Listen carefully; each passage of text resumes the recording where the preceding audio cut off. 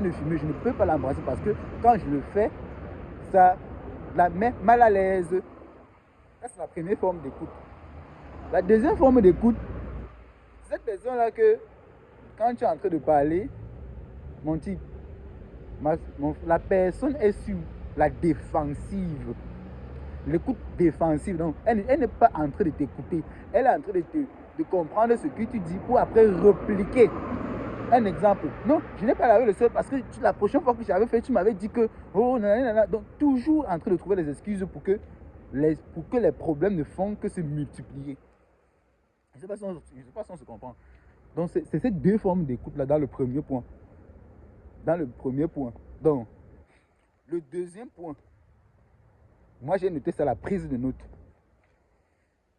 J'ai tiré l'expérience ici dans l'effet cumulé, dans le livre intitulé L'effet cumulé. J'ai oublié l'auteur, excusez-moi, mais l'auteur stipule ceci.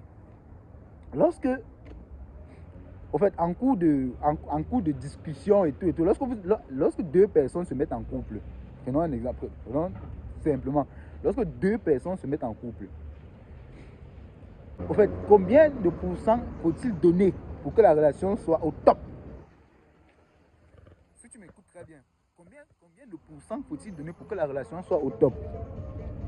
Donc, tu dois te donner à combien de pourcents? 50%, 20, 50-50, c'est ce qu'ils sont en train de dire, ou 80-20, ou je ne sais pas quoi.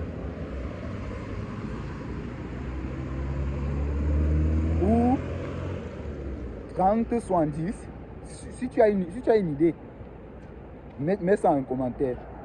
Ils sont en train de dire à combien de pourcents chaque membre se présentant dans une relation doivent se donner pour que la relation soit au top.